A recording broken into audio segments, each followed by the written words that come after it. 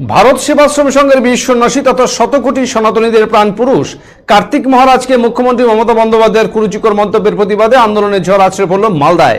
শহরের রাজপথে ধিক্কার ও প্রতিবাদ মিছিলে সামিল শতাধিক মহিলা।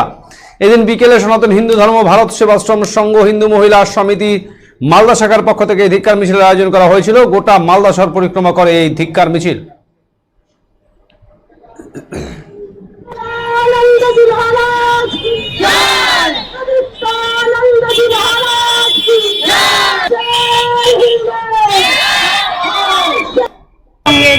সনাতন ধর্মের কার্তিক মহারাজকে নিয়ে তাকে যে কুরুচিত কথায় অপমান করেছে তার ধিক্কার মিছিল জন্য আমরা এই সভাটা করেছি।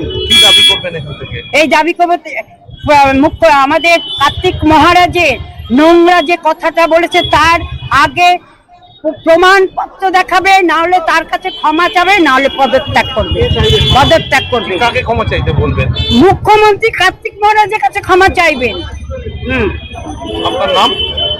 আমার নাম হীরা ভট্টাচার্য, হিন্দু মহিলা সমিতি সেক্রেটারি, ভারত সেবাশ্রম সংঘের হিন্দু মহিলা সমিতির সেক্রেটারি।